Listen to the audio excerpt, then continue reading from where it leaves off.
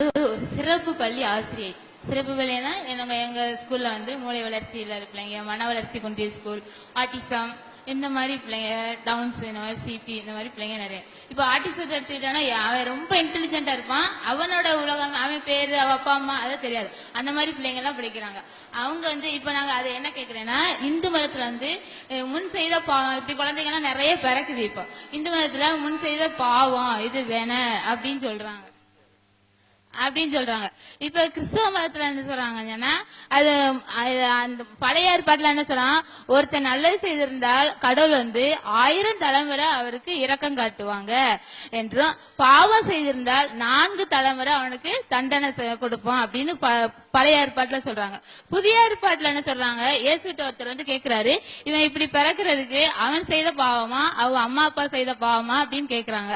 அதுக்கு அவர் சொல்றாரு, அவன் செய்த பாவம் இல்ல, அவங்க அம்மா அப்பா செய்த பாவம் இல்ல, இது வந்து கடவுளுடைய மகிமை வெளிப்படவே இப்படி படைக்கிறாரு அப்படின்னு சொல்றாங்க. இத பற்றி உங்களுடைய வேதத்தில் ஏதாவது உண்டா? அதாவது நல்ல ஒரு அழகான கேள்வி கேட்கிறாங்க. இப்ப அவங்க வந்து ஒரு மன வளர்ச்சி குன்றிய பிள்ளைகளுக்கு வந்து அவங்க ஒரு ஆசிரியையாக என்ன செய்யறாங்க, அவங்களுக்கு பயிற்சி கொடுக்கிற ஒரு கல்வி நிறுவனத்தில் இருக்கிறாங்க. அதனால அது சம்பந்தமான ஒரு கேள்வியை கேட்கிறாங்க. இந்த குழந்தைகள் வந்து மன வளர்ச்சியோட இருக்கு, மன வளர்ச்சி குன்றி போய் மூளை இல்லாம சிந்திக்க தெரியாம குழந்தைத்தனமா 20 வயசாக குழந்தை மாதிரி இருப்பாங்க. இப்படிலாம் இருக்கிறது காரணம் இவங்களுடைய முன்னோர்கள் செய்த ஊழ்வினை பயனா அல்லது வந்து இவங்களுடைய விதியா, இதுக்கு என்ன ரீசன், ஏன் இவங்க இப்படி இருக்கிறாங்க அப்படின்றது அவங்க கேட்கிறாங்க. இஸ்லாம் என்ன சொல்லுதுன்னு கேட்கிறாங்க. இஸ்லாத்தை பொறுத்த வரைக்கும் ஒருத்தருடைய தீய காரணத்திற்காக செயலுக்காக வேண்டி அவருடைய சந்ததிகள் வந்து தண்டிக்கப்பட மாட்டார்கள் அப்படின்னு இஸ்லாத்துல சொல்லப்பட்டிருக்கு. ஒருத்தனுக்கு வந்து ஒரு வறுமை ஏற்படுச்சுன்னு சொன்னா அது எனக்கு உள்ள வறுமை தானே தவிர, எங்க அப்பா நல்லவரா இருந்ததுனால, எங்க அப்பா வந்து கெட்டவரா இருந்ததுனால எனக்கு அந்த வறுமை வந்துச்சு அப்படின்னு நான் நினைக்க கூடாது. எனக்கு கடவுள் வறுமை எழுதியிருக்கிறார், எனக்கு செல்வம் வந்தால் எனக்கு செல்வத்தை எழுதியிருக்கிறார் அப்படி எடுத்துக்கணுமே தவிர, அந்த முன் சந்ததிகளுடைய நன்மையோ தீமையோ அவங்களுடைய பரம்பரைக்கு தொடரும் என்பதை இஸ்லாம் வந்து ஒத்துக்கொள்ள மறுக்குது. நீங்க நடைமுறையில் இதை பார்க்கலாம். எத்தனையோ பேர் உங்களுக்கு தெரிஞ்சு தலைமுறையா நல்லவனா இருந்துட்டு இருப்பான், அவன் புள்ள கடைசி 5வது தலைமுறையில பாப்பீங்க ஆக ரொம்ப சிரமத்துல, இவனுக்கா இந்த கதி, இந்த குடும்பத்துக்கா இப்படி என்று கேட்கிற மாதிரி எல்லாம் இருக்கும். ஆக கொடுமையிலையும் கொடுமை பண்ணிக்கிட்டு இருப்பான், அவனுடைய கை ஓங்கி இருக்கும், இவனுக்கா இப்படி அப்படிங்கிற மாதிரி நம்ம ஆச்சரியப்படுறதெல்லாம் பார்க்கிறோம். அதனால வந்து ஒருத்தனுடைய துன்ப கெட்ட செயலின் காரணமாக அவனுடைய பிள்ளைகள் வந்து அப்படி இருப்பாங்கன்னு சொல்ல முடியாது. நீங்க வேணா பெரிய கோடீஸ்வரனா இருக்கிறவன் போய் பாருங்க, அவன் அப்பெல்லாம் புண்ணியம் செஞ்சவனா இருப்பானா அப்படிலாம் சொல்ல முடியாது. பிச்சைக்காரனா இருக்கிறவன் போய் பாருங்க, அவன் அப்பெல்லாம் பாவியா இருப்பானா அப்படின்னு சொல்ல முடியாது. நல்லவன் இருப்பான், கெட்டவன் இருப்பான். நல்லவனுக்கு பிறந்தவனும் கோடீஸ்வரனா இருப்பான், கெட்டவனுக்கு பிறந்தவனு கோடீஸ்வரனா இருப்பான். ஒரு ஊனமுற்றவனை எடுத்துக்கொண்டு இவங்க அப்பா தப்பு செஞ்சான் அதனாலதான் ஊனமுற்றவன் பாத்தீங்கன்னா அப்படி இருக்காது. 1000 ஊனமுற்றவனை கொண்டு வந்தீங்கன்னா 500 பேருடைய அப்பா நல்லது கெட்டவனா இருந்தா 500 பேருடைய அப்பா நல்லவனா இருப்பான், கெட்டவனா இருந்திருக்க மாட்டான். எல்லாருடைய அப்பன் அப்படி இருந்திருக்க மாட்டான். அப்ப வந்து ஊனமா இருக்கிறது குறைபாடா இருக்கிறதெல்லாம் அவன் அப்பன் கெட்டவனா இருக்கிறது கொடுத்த பனிஷ்மெண்ட். இன்னும் சொல்ல போனா இஸ்லாம் என்ன சொல்லுதுன்னு கேட்டா, அவன் செஞ்சதுக்கு இவனுக்கு இப்படி பனிஷ்மெண்ட் கொடுக்க, அவனுக்குள்ள கொடுக்கணும். பனிஷ்மெண்ட் கொடுக்கறதா இருந்தா கெட்டவனா இருந்தான்னு சொன்னா பனிஷ்மெண்ட்டுக்கு மறுமைன்னு ஒரு உலகம் இருக்கிறது. அங்க கடவுள் என்ன செய்வார், பனிஷ்மெண்ட் பண்ணுவார். இங்க வந்து அதுக்காக வேண்டிய உன்னுடைய பிள்ளைய போய் தண்டிக்கிறது என்பது கிடையாது. இது நம்ம விளைவிக்கிறது. அதே நேரத்தில் வந்து ஏன் இப்படி இந்த குறைபாடுகள் இருக்குதுன்னு ஒரு கேள்வி இருந்துகிட்டே இருக்கு. இஸ்லாத்துல அப்படி கிடையாட்டா கூட ஏன் ஒருத்தன் நல்லா இருக்கிறான், ஒருத்தன் கண்ணு இல்லாம இருக்கிறான், அவன் நிலையிலிருந்து பார்த்தா எவ்வளவு பாதிப்பது, ஒருத்தன் நல்லா எல்லா உறுப்பும் ஆரோக்கியமா இருக்கான், ஒருத்தன் கை கால் நொண்டியா இருக்கிறான், அது அவனுக்கு எவ்வளவு பெரிய பாதிப்பு என்று நம்ம பார்த்தோம்னு சொன்னா இதுக்கு ஏதாவது ஒரு விடை இருந்தா நல்லா இருக்குன்னு எல்லாரும் நினைக்கிறோம். ஒவ்வொருத்தரும் ஒவ்வொரு விடை அதெல்லாம் சொல்லுவாங்க.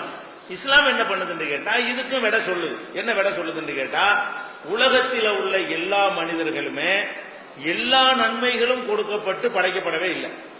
எல்லாருமே ஒரு யார ரொம்ப நல்லா இருக்காரு நினைக்கிறீங்க அவர் கூட்டுவாங்க, அவர்கிட்ட 75 நன்மை தான் இருக்கும், 25 கஷ்டம் அவர்கிட்ட இருக்கும். யார் ரொம்ப நல்லா இருக்காருன்னு நினைக்கிறீங்களோ, ஒரு கோடீஸ்வரனை தான் நல்லா இருக்காரு நினைப்பீங்க, அவரை கூட்டிட்டு வாங்க. கோடி தான் உங்களுக்கு தெரியும், பங்களா தெரியுது, கார் தெரியுது, அவருடைய பேரு புகழ் செழிப்பு உங்களுக்கு தெரியுது. உள்ளுக்குள்ள நுழைஞ்சு பாத்தீங்கன்னு சொன்னா அவர் பொண்டாட்டிங்க அவருக்கு மத்தியாதா இருக்கு, அவர் புள்ள தருதலையா இருப்பான், இவருக்கு 72 நோய் இருக்கு, இருக்கிறது இவ்வளவு பணத்தை வச்சு சாப்பிடக்கூடாது டாக்டரு, பணம்லாம் இருக்கு. அப்ப அவனுக்கு மைனஸ் இருக்கும். எல்லா மனிதர்களுமே குறைபாடுகளும் நிறைபாடுகளும் உள்ளவர்களாகத்தான் படைக்கப்பட்டிருக்கிறார்கள். 75 நிறை இருக்குமே, ஆனால் 25 குறை இருக்கும். இப்படித்தான் எல்லாருமே இருக்கிறோம். 100% நல்லது பெற்றவன் யாருமே கிடையாது. ஒருத்தன் சாப்பாட்டு கஞ்சி கஷ்டப்படுறவனா இருப்பான், ஆனா அவன் நினைச்சதை சாப்பிட ஏனும். பிரியாணி நாள் வெட்டுவான், இந்த சட்டி சாப்பிட சாப்பிடும், ஒண்ணுமே அவனுக்கு செய்யாது. இன்னொருத்தனுக்கு கோடி கோடியா இருக்கும், பிரியாணி வாசம் பிடிக்க முடியுமே தவிர ஒரு கவலத்தை எடுத்து வாய்க்குள்ள வைக்க முடியாது. டாக்டர் சொல்லிடுவாரு, நீ கேழ்வரகு ரொட்டி சாப்பிடு அல்லது கேழ்வரகு கூழ் சாப்பிடு. இவ்வளவு பணத்தை வச்சிருந்தும் கூட அது எவ்வளவு பெரிய மனவேதனை, அவரும் கஷ்டம் இருக்குதான் செய்யும். நம்ம நினைக்கிறோம் இந்த பங்களாவையும் காரையும் பார்த்து நல்லா இருக்காருன்னு நினைக்கிறோம். இல்ல, அவருக்கு அவருடைய இன்னொரு பக்கம் நமக்கு தெரியல, ஒரு பக்கத்தை நம்ம பார்க்கணும், இன்னொரு பக்கம் தெரியல. அப்ப எல்லா மனிதர்களுமே குறையோடு தான் இருக்கிறார்கள். அந்த குறை எப்படி இருக்குன்னு கேட்டா மாத்தி மாத்தி இருக்கும். எல்லாருக்குமே வறுமைங்கிற குறையை கொடுக்க முடியாது. கொஞ்சம் பேருக்கு வறுமைங்கிற குறை, கொஞ்சம் பேருக்கு நோய், கொஞ்சம் பேருக்கு பிள்ளை இல்லைங்கிறது, கொஞ்சம் பேருக்கு கொண்டாட்டி சரியில்லைங்கிறது, கொஞ்சம் பேருக்கு புருஷன் சரியில்லைங்கிறது, ஏதாச்சும் ஒரு குறைகள். எல்லாருமே அந்த குறைகளை மாத்தி மாத்தி கடவுள் கொடுத்திருக்கிறார்.